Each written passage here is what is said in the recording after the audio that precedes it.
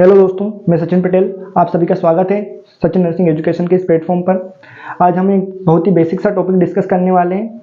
Topic भले ही basic है, लेकिन जब भी हम कोई भी कंपटीशन एग्जाम देते हैं तो उस कंपटीशन एग्जाम में बहुत सारे वन लाइनर से इंपॉर्टेंट क्वेश्चन इस टॉपिक से निकल कर आते हैं। इसलिए आज हम अपनी चैनल पर पहली वीडियो अपलोड करने वाले हैं। इसलिए हमने इस टॉपिक को ही अपनी पहली वीडियो बनाने के लिए चूज़ किया है। वाइटल साइन का मीनिंग क्या होता है? वाइटल का मीन्स होता है जरूरी, साइन का मीन्स होता है संकेत। तो ये जरूरी संकेत जो हमने यहाँ पे लिखा हुआ है, ये हमारी जो बॉडी के वाइटल ऑर्गन होते हैं उनके जरूरी संकेतों के बारे में हम बात कर रहे हैं। हमारी जो बॉडी है उसमें बहुत सारे वाइटल ऑर्गन पाए जाते हैं। जैसे हमारा हार्ट हुआ, हमारे लंग्स हुए, हमारी किडनी हुई, ये हमारे वाइटल ऑर्गन है। वाइटल ऑर्गन मीन्स जरूरी अंग, जो हमारे अंदर वाले जरूरी अंग हैं, बहुत इंपॉर्टेंट होते हैं। इनके बिना आप जिंदा रहने के लिए भी कल्पना भी नहीं कर सकते। तो जो वाइटल ऑर्गन है इनकी एक आइडियल रेट होती है, एक नियमित दर होती है। ये अपने नियमित दर पर ही काम करते हैं। जब तक कि अपने नियमित दर पर काम करते हैं हमारी बॉडी हेल्दी रहती है, हम फिट एंड फाइन रहते हैं। और जैसे ही इनकी किसी बीमारी की वजह से या और किसी कारण की वजह से इनकी रेट गड़बड़ा जाती है तो हमारी जो बॉडी के जो फंक्शनिंग है वो भी बिगड़ जाती है। तो हम जब भी बीमार होते हैं तो हम हॉस्पिटल जाते हैं, तो डॉक्टर जो पहला असेसमेंट करता है वो वाइटल साइन ही असिस्ट करता है। जैसे आपको कभी फीवर आया हो तो डॉक्टर आपको असिस्ट करता है, आपका टेम्परेचर चेक करता है। तो आपका जो टेम्परेचर चेक करना डॉक्टर द्वारा किया जा रहा है वो आपका वाइटल साइन ही चेक किया जा रहा है। तो हम इस वाइटल साइन आप समझ गए होंगे। Vital signs are measurement of the body's most basic function, मतलब बॉडी के जो फंक्शनिंग है उसकी मॉनिटरिंग करना ही वाइटल साइन कहलाता है। हम यहाँ पर 4 टाइप के वाइटल साइन को पढ़ते हैं। ये 4 टाइप के वाइटल साइन बहुत इंपॉर्टेंट होते हैं।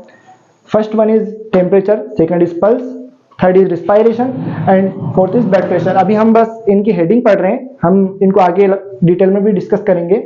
जो ये ब्लड प्रेशर है ये मोस्टली वाइटल साइन में गिना नहीं जाता है, बट जब भी हम वाइटल साइन असिस्ट करते हैं तो हम ब्लड प्रेशर को भी मॉनिटर करते हैं। ठीक है, अभी हम इनको डिटेल में डिस्कस कर लेते हैं। हम वाइटल साइन के बारे में पढ़ रहे थे। हमने पढ़ा कि वाइटल साइन का मतलब क्या होता है। हमने कुछ इंपॉर्टेंट वाइटल साइन को डिस्कस किया था जिसमें हमने उनकी अभी हेडिंग पढ़ी थी। अभी हम उनके बारे में थोड़ा डिटेल में डिस्कस करेंगे। तो हमारा जो फर्स्ट वाइटल साइन था वो था टेम्परेचर। तो हम टेम्परेचर के बारे में थोड़ा सा डिटेल में समझते हैं कि क्या होता है, कैसे क्या मेजर किया जाता है। तो जो टेम्परेचर होता है उसको हम बोलते हैं तापमान। तापमान, temperature is the degree of hotness और कोल्डनेस ऑफ एन ऑब्जेक्ट। मतलब कि जो किसी भी चीज की गर्म और ठंडा को मेजर करने के लिए जिस डिग्री का यूज किया जाता है उसे हम टेम्परेचर कहते हैं। जैसे हमें पता करना है कि ये ठंडा है या गर्म है, कैसा क्या है। जैसे आपको बुखार आती है तो आपकी बॉडी पूरी गर्म हो जाती है, तो मतलब वो मेजर करते हैं हम टेम्परेचर के थ्रू कि इसका टेम्परेचर कितना है। ये गर्म है तो इसका टेम्परेचर हाई है, अगर ये ठंडा है या इसकी बॉडी ठंडी हो रही है तो इसका टेम्परेचर लो हो रहा है, तो इसको हम टेम्परेचर बोलते हैं।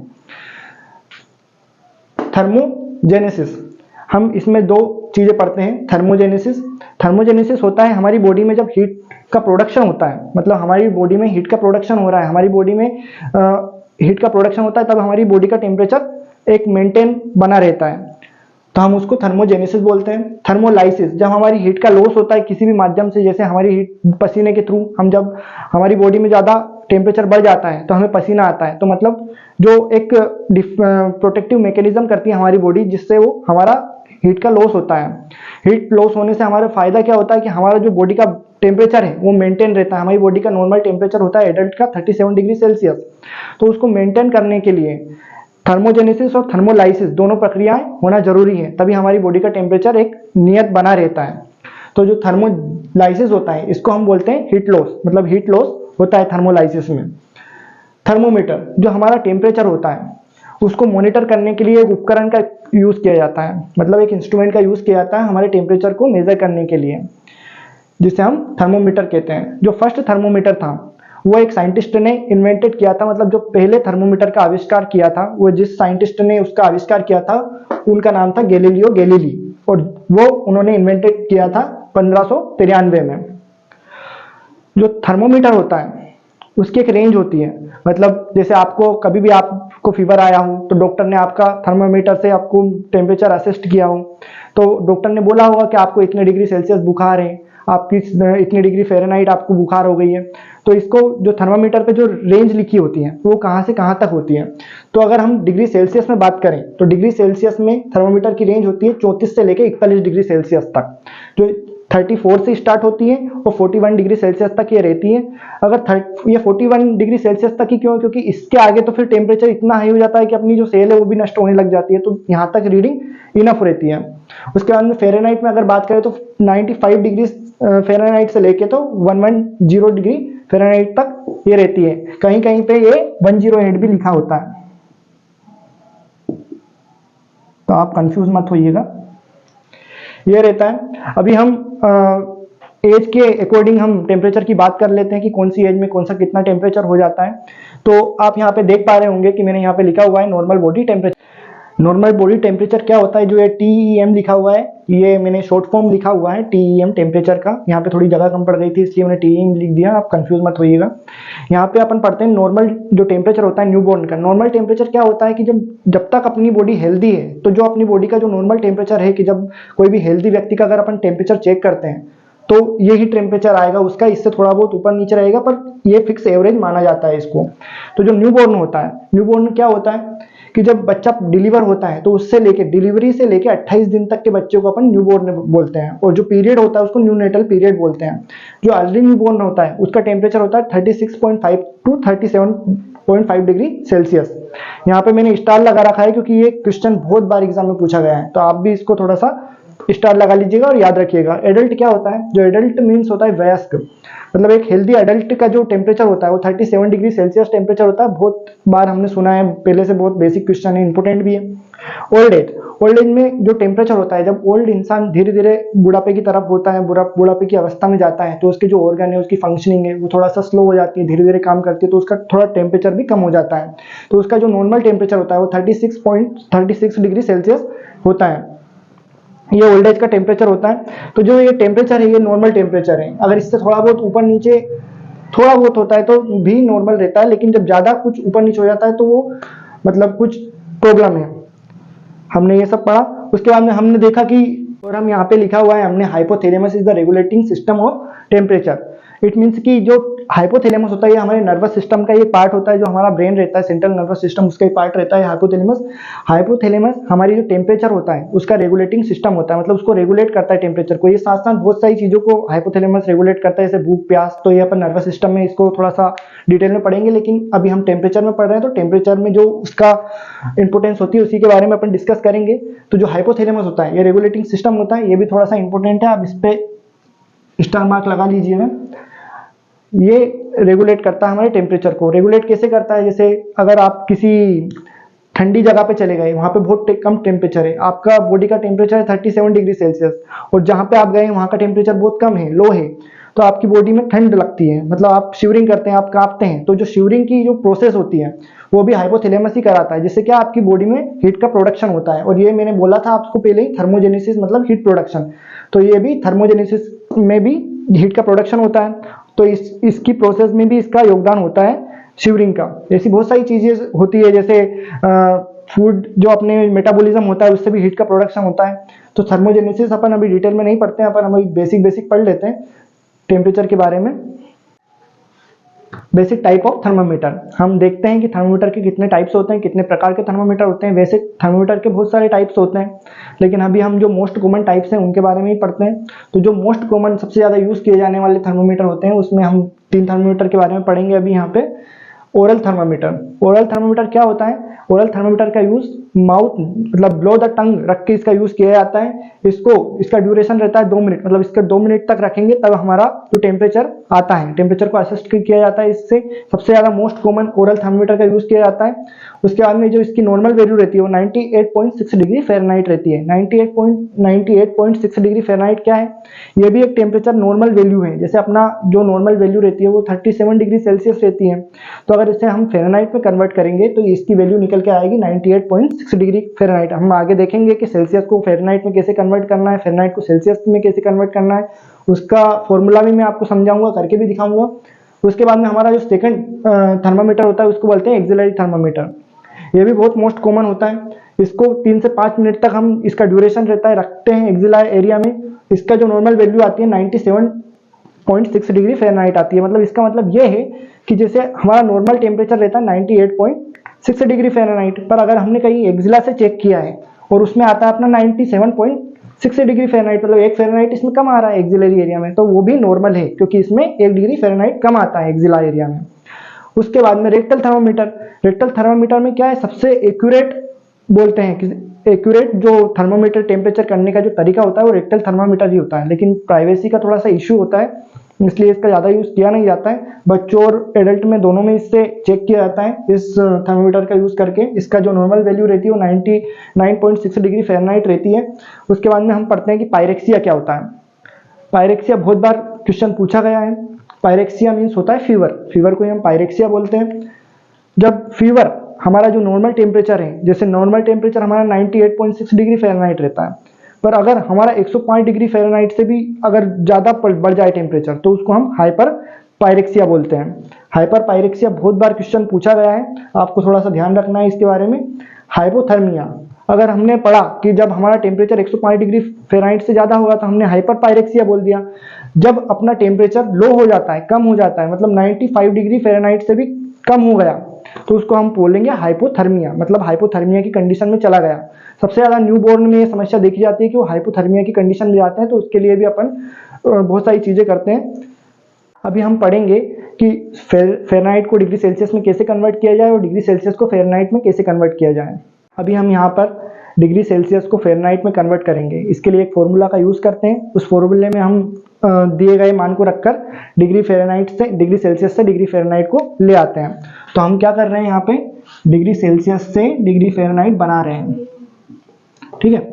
ये तो इसके लिए एक फॉर्मूला होता है, उस फॉर्मूला का यूज करके हम करते हैं। फॉर्मूला क्या होता है, F is equal to Celsius into 9/5 plus 32। इसको हम ब्रैकेट में थोड़ा सा बंद कर लेंगे। अब जो ये फॉर्मूला दिया गया है इसमें जो भी मान दिया जाता है, जैसे अगर हम डिग्री सेल्सियस को फ़ारेनहाइट में कन्वर्ट कर रहे हैं तो आपको जब भी एग्जाम में क्वेश्चन आएगा तो आपको कोई ना कोई मान दिया रहेगा कि इस मान को आप डिग्री फ़ारेनहाइट में कन्वर्ट कीजिए। तो डिग्री फ़ारेनहाइट में आप कन्वर्ट करेंगे इस फॉर्मूला के थ्रू। जैसे आपको मान दिया गया है कि जो नॉर्मल टेम्परेचर होता है हमारा 37 डिग्री सेल्सियस, ये 37 डिग्री सेल्सियस हमारा नॉर्मल टेम्परेचर होता है, इसको हमको फ़ारेनहाइट में कन्वर्ट करना है। तो इसके लिए हम क्या करेंगे, तो जैसा जैसा मान रखा हुआ है वैसा वैसा मान रख देंगे और हमारा क्वेश्चन सोल्व हो जाएगा। जैसे यहाँ पर हमें मान दिया गया है सेल्सियस का, तो जो सेल्सियस है उसकी जगह हम 37 रख देंगे, जैसा का जैसा सूत्र है वैसा का वैसा ही रहने देंगे और इसको सोल्व कर लेंगे। सोल्व करेंगे तो सबसे पहले हम ब्रैकेट की जो संख्या होती है उसको हम सोल्व करते हैं। ब्रैकेट की संख्या को हम सोल्व करेंगे तो हम इसको काटेंगे, तो हम 5 से अगर 37 को काटें तो कितनी बार कटेगा, 5 7 35, 7 पॉइंट लगा देंगे, 2 बचेंगे 20 हो जाएंगे, 5 को 20। उसके बाद में हम इसको 9 से गुना करेंगे और उसमें 32 जोड़ देंगे। तो अगर हम इसको 9 से गुना करते हैं, 7.5 को 9 से अगर हम मल्टीप्लाई करते हैं तो इसका आता है अपना करीबन 66.6 के समथिंग इसका आ जाता है और उसमें हम 32 जोड़ देते हैं और ये निकल के आता है, ये निकल के आएगा आपका 98.6 डिग्री फ़ारेनहाइट। ये आपका आंसर निकल आता है। तो ये हमने देखा कि डिग्री सेल्सियस से फ़ारेनहाइट में कैसे बदला जाता है। अब हम आगे देखेंगे कि फ़ारेनहाइट को हम डिग्री सेल्सियस में कैसे कन्वर्ट करते हैं। तो चलिए हम आगे देखते हैं कि फ़ारेनहाइट को डिग्री सेल्सियस में कैसे कन्वर्ट करते हैं। आप ये सूत्र याद रखिएगा। इस सूत्र के थ्रू आप जैसे जैसे मतलब आप अगर फॉर्मूला के थ्रू इसको सही कर मतलब ठीक करने की कोशिश करेंगे, इसको सोल्व करने की कोशिश करेंगे तो आपको परफेक्ट आंसर आ जाएगा। अभी हमने देखा था कि हमने डिग्री सेल्सियस को फ़ारेनहाइट में कन्वर्ट किया था, अभी हम फ़ारेनहाइट को डिग्री सेल्सियस में कन्वर्ट करेंगे। तो इसके लिए भी एक फॉर्मूला यूज़ किया जाता है। हम क्या करने वाले हैं कि हम फ़ारेनहाइट को डिग्री सेल्सियस में बदलने वाले हैं। तो इसके लिए जो फॉर्मूला यूज किया जाता है वो होता है C is equal to F minus 32। उसमें हमने 32 प्लस किया था, इसमें हम माइनस करते हैं, ब्रैकेट बंद कर देते हैं और इसको मल्टीप्लाई करते हैं हम 5/9 के साथ। ये फॉर्मूला होता है अपना फ़ारेनहाइट को डिग्री सेल्सियस में कन्वर्ट करने का। जैसे इसमें भी हम मान रख के, जैसे पहले हमने सॉल्व किया था उसको वैसे ही हम सॉल्व करने की कोशिश करते हैं यहाँ पे। तो हम मान लेते हैं कि हमारा जो फ़ारेनहाइट में 105 डिग्री आपको दे रखा है फ़ारेनहाइट में मान। आपको बोला गया है क्वेश्चन में कि आप 105 डिग्री फ़ारेनहाइट को डिग्री सेल्सियस में कन्वर्ट कीजिए। तो आप कैसे कन्वर्ट करेंगे? वहाँ पे अगर आपको फॉर्मूला याद नहीं है तो आप नहीं कर पाएंगे, बट आपको अगर फॉर्मूला याद है तो आप कोई सा भी मान दे रखे हैं आपको, आप सब सोल्व कर देंगे। हम इसको सोल्व करते हैं थोड़ा सा। डायरेक्ट क्या करना है, एफ का मान रख देना है, फ़ारेनहाइट का मान वहाँ पे। तो 105 माइनस 32 इंटू 5/9। वैसा का वैसे ही 105 में से हम 32 को माइनस करेंगे तो अपना आ जाता है 73 आ जाता है अपना ये बनेगा। 9 से 73 काटेंगे तो कितनी बार में कटेगा? 9 × 72, एक बचा है 0.11, इतना अपना माना जाता है। इसका अपन मल्टीप्लाई करेंगे इससे तो 8 × 5 = 40, 0.11 में हम मल्टीप्लाई करेंगे तो 5 ये हमारा आंसर यहाँ पे आ जाएगा। बहुत इजी है, अगर आपको फॉर्मूला पूरा करेक्ट याद है तो आप सोल्व कर सकते हैं इसको। जैसे कि आप पूरा सिंपल ही है, फ़ारेनहाइट को हमने डिग्री सेल्सियस में कन्वर्ट किया। 105 डिग्री फ़ारेनहाइट का कितना बनता है? 40 डिग्री, 40.5 डिग्री सेल्सियस, यहाँ पे सेल्सियस लिख लीजिएगा। ठीक है, तो आप फॉर्मूला समझ गए होंगे। बस फॉर्मूला की बात है, इतना आपको समझ याद हो जाए तो बहुत सिंपल हो जाता है आपको सोल्व करना। अभी हमारा जो टेम्परेचर का टॉपिक है वो मैक्सिमम कंप्लीट हो चुका है। इसमें कुछ याद रखने लायक बात और जो बची हैं वो भी मैं आपको समझा देता हूँ। जो थर्मोमीटर होता है जिससे हम टेम्परेचर को असेसमेंट करते हैं, उसको साफ़ करने के लिए भी एक प्रोसीजर का यूज़ किया जाता है। जब हम किसी व्यक्ति का टेम्परेचर लेते हैं तो लेने से पहले हमें जब भी जो थर्मोमीटर है उसको साफ़ करना है, हमेशा थर्मोमीटर को साफ़ करने के लिए जो टेक्निक यूज़ की जाती है उसे हम लेस कंटामिनेशन से हाई कंटामिनेशन की तरफ साफ़ करते हैं। तो जो आप थर्मोमीटर साफ़ करेंगे तो जब आप किसी का वाइटल लेने से पहले जब आप साफ़ करते हैं तो हमेशा आप याद रखिए कि आप उसे साफ़ करेंगे बल्ब टू स्टेम की तरफ। ठीक है, उसके बाद जब आपने वाइटल ले लिया है, किसी का आपने वाइटल ले लिया, असेसमेंट कर लिया, आपका वाइटल कंप्लीट हो गया है, तो आप जो थर्मोमीटर को साफ़ करेंगे वो स्टेम से बल्ब की तरफ साफ़ करेंगे। इसका मतलब ही होता है लेस कंटामिनेशन से मोर कंटामिनेशन की तरफ साफ़ करना। उसके बाद में जब आप ओरल थर्मोमीटर से अगर आप टेम्परेचर ले रहे हैं तो आपको ध्यान रखना है आपको कौन कौन सी कंडीशन में ओरल थर्मोमीटर का यूज़ नहीं करना है। अगर बच्चा 6 साल से छोटा बच्चा है तो आपको उसको ओरल थर्मोमीटर का यूज़ नहीं करना है, क्योंकि उसको पता नहीं है, वो उसके अंदर जो मर्क्यूरी है वो अंदर भी जा सकती है, इसका ध्यान रखना है। अगर उसकी ओरल सर्जरी हुई है, माउथ की सर्जरी हुई है, तो आपको उसको नहीं करना है। अगर वो मुँह से सांस ले रहा है तो आपको ओरल थर्मोमीटर का यूज़ नहीं करना है। और भी बहुत सारी कंडीशन होती है। अगर 15 इट मीन्स कि अगर उसने कुछ टेम्परेचर लेने से पहले कुछ ठंडा पिया है, कुछ गर्म पिया है, तो आपको 15 मिनट का वेट करना है, उसके बाद में आपको टेम्परेचर असिस्ट करना है। अगर रेक्टल थर्मोमीटर का आप यूज़ कर रहे हैं तो अगर किसी को डायरिया वगैरह है तो आपको थर्मोमीटर का यूज़ नहीं करना है, रेक्टल थर्मोमीटर का। किसी को हेमोरॉइड बना हुआ है तो आपको रेक्टल थर्मोमीटर का यूज़ नहीं करना है। अगर किसी को डिसेंट्री है तो आपको रेक्टल थर्मोमीटर का यूज़ नहीं करना है। आपको रेक्टल थर्मोमीटर का यूज़ करते हुए ध्यान रखना है कि जो बच्चा होता है उसको आपको रेक्टल में सिर्फ 1 इंच इंसर्ट करना है थर्मोमीटर, और एडल्ट को आप 1.5 इंच इंसर्ट कर सकते हैं। उसके बाद में जब एक्सिलरी एरिया का आप टेम्परेचर लेते हैं तो वहाँ पे आपको ध्यान देना है कि वहाँ पे हाइजीन मेंटेन करना है, उसके जो हेयर हैं उनको रिमूव करना है, देन आपको टेम्परेचर लेना है। ये सारी बातें आपको ध्यान रखनी है। तो जो हम वाइटल साइन पढ़ रहे थे उसका हमने जो फर्स्ट वाइटल साइन था, हमारा इंपॉर्टेंट वाइटल साइन था टेम्परेचर, हमने उसको पूरा डिटेल में पढ़ लिया है। अभी जो आगे के वाइटल साइन हैं उनको भी हम आगे की क्लासेस में डिस्कस करेंगे, पूरा डिटेल में डिस्कस करेंगे। उनसे बनने वाले सारे इंपॉर्टेंट क्वेश्चन को हम डील करेंगे। सारे इंपॉर्टेंट क्वेश्चन जो जितने भी उससे इंपॉर्टेंट क्वेश्चन बनते हैं उनको हम निकालेंगे। अभी हमारी ये वीडियो पहली वीडियो रहेगी हमारी यूट्यूब पे अपलोड होने वाली। हमारे पास जितनी चीज़ें थी उसके थ्रू हमने ये वीडियो बनाने की कोशिश की है। अभी इसमें बहुत सारी लाइटिंग वगैरह की थोड़ी सी कमी आपको महसूस होगी, पर आगे चल के इनको इम्प्रूव कर लिया जाएगा। उम्मीद करता हूँ कि आपको ये क्लास पसंद आई होगी। अगर आपको ये क्लास पसंद आई है तो चैनल को लाइक कीजिए, सब्सक्राइब कीजिए। चैनल को सब्सक्राइब करने से क्या फ़ायदा होगा कि आप अगर चैनल को सब्सक्राइब करते हैं, बेल आइकन को क्लिक करते हैं, तो जब भी कोई नई वीडियो अपलोड होगी तो उसकी नोटिफिकेशन आप तक पहुंच जाएगी और आप वीडियो को देख पाएंगे, आपको इन्फॉर्मेशन मिल जाएगी वीडियो की। तो क्लास में बने रहने के लिए शुक्रिया। Thank you.